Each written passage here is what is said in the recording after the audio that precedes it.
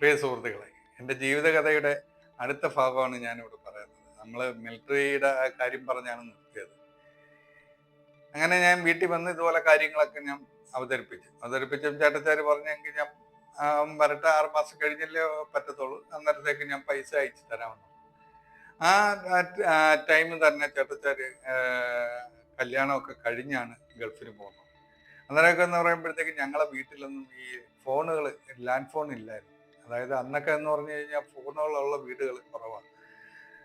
ഞങ്ങളെ വീട്ടിൻ്റെ അടുത്തുനിന്ന് ഒരു 250 മീറ്റർ അകലെയാണ് ഈ ഫോണുള്ള വീട്. എല്ലാ വെള്ളിയാഴ്ച ദിവസമാണ് ഗൾഫുകളിൽ അവധി കിട്ടുന്ന ദിവസം. അന്നേരം എല്ലാ വെള്ളിയാഴ്ചയും ചേട്ടച്ചാര് ഈ ലാൻഡ് ഫോണിൽ ഇത്ര സമയത്ത് വിളിക്കും. അന്നേരം അമ്മ അവിടെ പോയി, അത് കഴിഞ്ഞ് കല്യാണം കഴിഞ്ഞ് പോയപ്പോഴത്തേക്ക് വൈഫ് അവിടെ പോയി അവര് സംസാരിക്കുകയും ചെയ്യും. അന്നേരം ആ കൂട്ടത്തിൽ ഒരു 6 മാസം കഴിഞ്ഞപ്പോഴത്തേക്ക് ഈ മിലിറ്ററിക്കാരൻ വരികയും എൻ്റെ അടുത്ത്, മിലിറ്ററിക്കാരൻ്റെ അനിയനെ ഞങ്ങളെ വീട്ടിലേക്ക് പറഞ്ഞു വിട്ടിട്ട് പറഞ്ഞ് 10,000 രൂപയും പിന്നെ വണ്ടിക്കൂലിയും ചെലവിനുള്ള പൈസയും കയ്യിൽ വെച്ചാൽ മതി, ഇത്രാം തീയതി പോണം, പോയാൽ അവിടെ ബാംഗ്ലൂർ വെച്ചാണ് ടെസ്റ്റ്, അവിടുന്ന് കയറ്റി വിടാമെന്ന് പറഞ്ഞു. ഒരാഴ്ചയിൽ ഫോൺ ചെയ്ത സമയത്ത് പുള്ളിയുടെ മൂത്ത ചേട്ടച്ചാൻ്റെ വൈഫ് ഇതുപോലെ കാര്യങ്ങൾ പറഞ്ഞ സമയത്ത് ചേട്ടൻ പറഞ്ഞ് അവൻ്റെ അടുത്ത് മിലിറ്ററിക്ക് പോകണ്ട, ഞാൻ അവനെ ഗൾഫിന് കൊണ്ടുപോവാം, അവൻ്റെ അടുത്ത് പാസ്പോർട്ട് എടുക്കാൻ പറയാൻ പറഞ്ഞു. പാസ്പോർട്ട് എടുക്കാനുള്ള പൈസ ഞാൻ അയച്ചു തരാം, അതുപോലെ ലേഡീസ് തയ്യൽ, എവിടെങ്കിലും പോയി ലേഡീസ് തയ്യലും പഠിക്കാൻ പറഞ്ഞു. 1-2 മാസത്തിനകത്ത് ഞാൻ അവന് വിസ അയച്ചു കൊടുക്കാം എന്ന് പറഞ്ഞു. അങ്ങനെ പുള്ളിക്കാരൻ പൈസ അയച്ചു തന്നു, പാസ്പോർട്ട് എടുക്കാനുള്ള പൈസ അയച്ചു തന്നു. ഞാൻ പാസ്പോർട്ടൊക്കെ എടുത്ത് ഞാനിങ്ങനെ ലേഡീസ് തയ്യൽ, അതായത് അമ്മയുടെ അനിയത്തി കുഞ്ഞമ്മ തയ്യക്കാരിയാണ്. അന്നേരം ഈ കുഞ്ഞമ്മ എന്നെ തയ്യൽ പഠിപ്പിച്ചു. ഏറെക്കുറെയൊക്കെ ഞാൻ പഠിച്ചു. അന്നേരം എന്ന് പറഞ്ഞു കഴിഞ്ഞാൽ ചേട്ടച്ചാർക്ക് അവിടെ ഗൾഫിലെന്ന് പറയുമ്പോഴത്തേക്ക് ഒരു സ്പോൺസറിന്റെ കീഴിൽ സ്വന്തമായിട്ട് കട നടത്തിക്കൊണ്ടിരിക്കും. അന്നേരം 3-4 ജോലിക്കാരൊക്കെ ചേട്ടൻ്റെ കൂടെ ഉണ്ട്. അന്നേരം അതിൽ ഒരു വിസ എനിക്ക് അയച്ചു തരാമെന്നാണ് ചേട്ടച്ചാര് പറഞ്ഞിരുന്നത്. ചേട്ടച്ചാര് വിസ അയച്ചു തന്ന എന്നാണ് എൻ്റെ ഒരു വിശ്വാസം. ആ വിസ വേറെ ആർക്കോ ചേട്ടത്തിയുടെ കെയർ ഓഫിൽ അത് വിൽക്കുകയും എനിക്ക് പോകാനുള്ള വിസ എനിക്ക് കിട്ടിയതുമില്ല. ഞാൻ അങ്ങനെ നിന്ന് ഇങ്ങനെ എനിക്കൊരു മനസ്സിനൊരു ഭയങ്കരമായ വിഷമങ്ങളും കാര്യങ്ങളും തട്ടിക്കൊണ്ടേയിരുന്നു. കാര്യം എന്ന് പറഞ്ഞു കഴിഞ്ഞാൽ എനിക്ക് നേരെ മൂത്താള് പഠിക്കാൻ പോകുന്നുണ്ട്, എനിക്ക് നേരെ ഇളയാൾ പഠിക്കാൻ പോകുന്നുണ്ട്, ഞാൻ മാത്രം ഇങ്ങനെ വീട്ടിൽ നിന്ന് ഞാനിങ്ങനെ മുഷിയാണ്. പിന്നെ ഞാൻ പയ്യെ ഈ മുഷിഞ്ഞ് തുടങ്ങിയപ്പോഴത്തേക്ക് പയ്യെ ഞാൻ കമ്പോളങ്ങളിലൊക്കെ ചാടി തുടങ്ങി. അന്നേരം ഞങ്ങൾ ജംഗ്ഷനിലൊക്കെ പോയി കൂട്ടുകാരൊക്കെ ആയി, അവരുമായിട്ടൊക്കെ ഇങ്ങനെ വർത്തമാനങ്ങളൊക്കെ പറഞ്ഞ് കുറേ നേരമൊക്കെ ഇരിക്കും. അങ്ങനെ 7 മണിയായി, പിന്നെ 8 മണിയായി. അങ്ങനെ വൈകിയൊക്കെ ഞാൻ വീടുകളിൽ എത്തുള്ളൂ. ആ സമയത്ത് അങ്ങനെ ഇരിക്കുമ്പോൾ എൻ്റെ മനസ്സിൽ നിന്നുള്ള ആ പേടികളും കാര്യങ്ങളും കുറേയേറെ മാറി.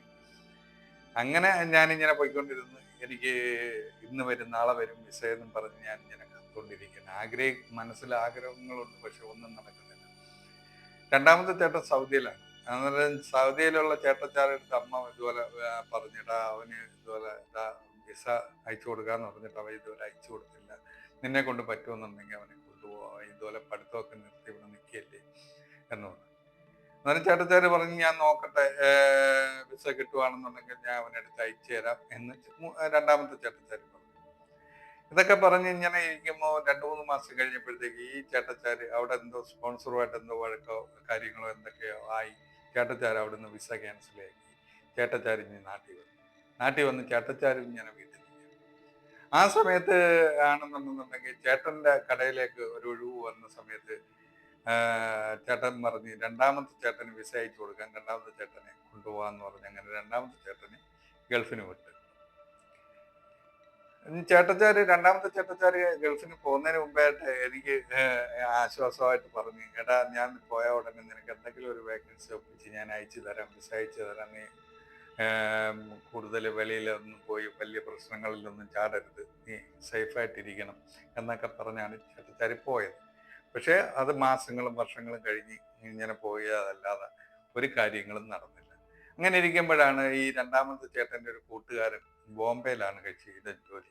അന്നേരം ബോംബെയിൽ നിന്ന് നാട്ടിൽ വന്നപ്പോൾ ഞങ്ങൾ വീട്ടിൽ വന്നപ്പോൾ കാര്യങ്ങളൊക്കെ പറഞ്ഞിരിക്കുന്ന സമയത്ത് ഈ അണ്ണൻ്റെ അടുത്ത് ഞാൻ പറഞ്ഞു, അണ്ണ ഇതുപോലെ എനിക്ക് അണ്ണൻ്റെ കൂടെ ബോംബെയിൽ വരണമെന്ന് ആഗ്രഹമുണ്ട്. അണ്ണൻ അവിടെ എന്തെങ്കിലും ഒരു ജോലി എനിക്ക് ശരിയാക്കി തരുമോ എന്ന് ചോദിച്ചു. അന്നേരം ആ അണ്ണൻ പറഞ്ഞു, ചേട്ടാ എനിക്കുള്ള കമ്പനി പറ്റത്തില്ല. ഞാൻ അതായത് ഇലക്ട്രോണിക്സിന്റെ അന്ന് ടി വി റിപ്പയറിങ്ങും കാര്യങ്ങളും അതും ഇതൊക്കെ ചെയ്യുന്ന പരിപാടിയായിരുന്നു പുള്ളിക്ക്. അന്നേരം അയാൾക്കുള്ള കമ്പനിയിൽ പറ്റത്തില്ല. നിന്നെ കൊണ്ടുപോയാലും എനിക്ക് കൂടെ നിർത്താനും പറ്റത്തില്ല. കാര്യം കമ്പനിയുടെ ക്വാർട്ടേഴ്സാണ് എനിക്ക് തന്നിരിക്കുന്നത്. അവിടെ ഗസ്റ്റുകളെ ഒന്നും നിർത്താൻ പറ്റത്തില്ല എന്ന് പറഞ്ഞു. നീ ഒരു കാര്യം ചെയ്യും, എന്തായാലും നിനക്ക് 2-3 മാസം കഴിയുമ്പോഴത്തേക്ക് എനിക്കുള്ള പെങ്ങൾ വരും. പെങ്ങളെടുത്ത് ഞാൻ കാര്യങ്ങളൊക്കെ പറഞ്ഞേക്കാം. അതുപോലെ എനിക്കുള്ള വല്യച്ഛൻ്റെ ഒരു മോനുണ്ട്, ഇലക്ട്രീഷ്യനായിട്ട് അവിടെ ജോലി ചെയ്യുന്നുണ്ട്. അവൻ്റെ അടുത്തും കാര്യങ്ങളൊക്കെ പറഞ്ഞ് ജോലിയൊക്കെ ശരിയാക്കി ഞാൻ നിനക്ക് വെച്ചിരിക്കാം. നീ പെങ്ങൾ വരുമ്പോൾ പെങ്ങളെടുത്ത് പറഞ്ഞുകൊണ്ട് പെങ്ങളെ കൂടെ നീ കയറി വരാം.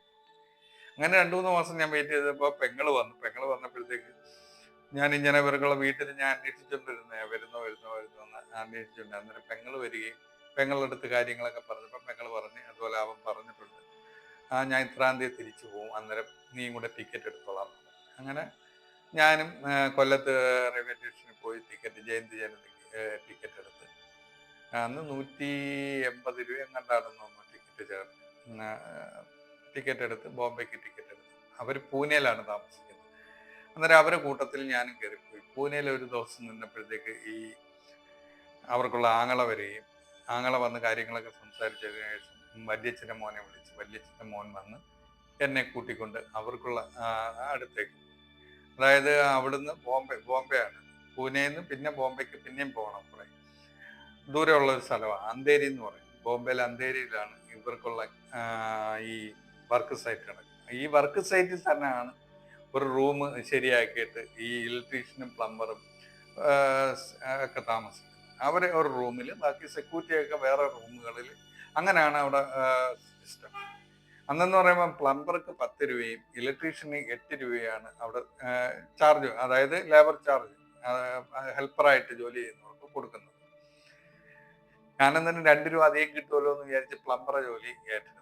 പ്ലംബറെ ജോലി എന്ന് പറയുമ്പോഴത്തേക്ക് അന്ന് എനിക്ക് ജോലികളൊന്നും അറിയത്തില്ല. അതുകൊണ്ട് ഹെൽപ്പറായിട്ട് ജോലി ചെയ്യുമ്പോഴത്തേക്ക് അവിടുത്തെ ഹെൽപ്പറെ പണി എന്ന് പറയുമ്പോഴത്തേക്ക് കോൺക്രീറ്റിന് ഹോളടി, അതായത് കോൺക്രീറ്റ് ഹോളടിയാണ്. അതായത് അന്നൊക്കെ എന്ന് പറയുമ്പോൾ ഡ്രോയിങ് പ്രകാരം ഒന്നും അല്ലല്ലോ ഇത് കൈകാര്യം. അന്ന് പണ്ടത്തെ കാലത്ത് കൈകാര്യം ചെയ്ത് ബിൽഡിങ്ങുകൾ കെട്ടുമ്പോൾ കൈകാര്യം ചെയ്തു പോകുന്നത്. ഇപ്പോഴൊക്കെ എന്ന് പറയുമ്പോൾ ബിൽഡിങ്ങുകൾ കെട്ടുമ്പോഴത്തേക്ക് നമ്മൾ അതാത് സ്ഥാനത്ത് നമുക്ക് എന്തൊക്കെ വരും, പ്ലംബിങ്ങിന്റെ പൈപ്പുകളും കാര്യങ്ങളും ഒക്കെ വരുന്നിടത്ത് നമ്മൾ എന്തെങ്കിലും, അതായത് പൈപ്പിന്റെ തുണ്ടോ കാര്യങ്ങളോ വെച്ച് ഹോള്, റെഡിമെയ്ഡ് ഹോള് ഇത് ചെയ്താ പോകുന്നത് ഇപ്പോഴതൊക്കെ. അന്നൊക്കെ എന്ന് പറയുമ്പോൾ ആ സിസ്റ്റം ഇല്ല. അന്നൊക്കെ പിന്നീട് ഇത് പണിഞ്ഞു പോയതിനു ശേഷം പിന്നെ ഈ അളവും കാര്യങ്ങളും ഡ്രോയിങ് ഒക്കെ വരച്ച് അളവും പ്രകാരമൊക്കെയാണ് ഇത് അടിച്ച് ഹോള് ഇട്ട് നമ്മൾ പൈപ്പൊക്കെ ഫിറ്റ് ചെയ്യുന്നത്. അന്നേരം ഒരു ദിവസം എന്ന് പറയുമ്പോഴത്തേക്ക് ഒരു ഹെൽപ്പർ ചെയ്യേണ്ട ജോലി എന്ന് പറയുമ്പോഴത്തേക്ക് 3 കോൺക്രീറ്റ് ഹോള് ഒരു ദിവസം അടിക്കേണ്ടി വരും. ഒരു നമ്മൾ ചിലപ്പം വിചാരിക്കും ഇപ്പം 3 ഹോളെന്ന് പറയുമ്പോൾ നിസ്സാരമല്ലായിരുന്നു. പക്ഷെ കോൺക്രീറ്റ് ഹോള് നമ്മൾ വിചാരിക്കുന്ന കണക്കല്ല. അന്നൊരു അതായത് ഉളിയും ചിറ്റയിലും ആര് തരുന്നത്, അതിന് അവിടെ പറയുന്ന സിസിലും ആമറും. ഇത് വെച്ച് നമ്മൾ അടിച്ചു കഴിഞ്ഞു കഴിഞ്ഞാൽ നമ്മളെ തിരിച്ച് തെറിക്കുന്നതല്ലാതെ ഇത് പൊട്ടത്തില്ല വലുതായിട്ട്. നമ്മൾ പിന്നെ കുത്തിയിരുന്ന് കുറേശ്ശെ തുറക്കാമെന്നല്ലാതെ കാര്യങ്ങൾ നടക്കത്തില്ല. ഈ ഹോളടിയിൽ വിദഗ്ധന്മാർ പത്തനാപുരത്തുള്ള കുറച്ച് ആൾക്കാർ നേരത്തെ അവിടെ ഹെൽപ്പർമാരുണ്ടായിരുന്നു. അവരെന്ന് പറയുമ്പോഴത്തേക്ക് 2-3 മണിക്കൂർ കൊണ്ട് അവർക്കുള്ള പണി 3 ഹോൾ അടിച്ച് കഴിഞ്ഞാൽ അന്നത്തെ ഡ്യൂട്ടി കഴിഞ്ഞു. 3 ഹോള അവിടുത്തെ ഇത് അടിച്ച് കഴിഞ്ഞിരിക്കണം. അവർ പെട്ടെന്ന് തന്നെ അവർ ഹോൾ അടിച്ചു. അത് കഴിഞ്ഞിട്ട് എനിക്കുള്ള ഈ പാട് കണ്ട് അവരെന്നെ സഹായിക്കാൻ വന്ന് അവരും കൂടെ കൂട്ടത്തിൽ ചേർത്ത് അവർ പിന്നെ ഹോൾ അടിച്ച് എന്നെ സഹായിക്കും.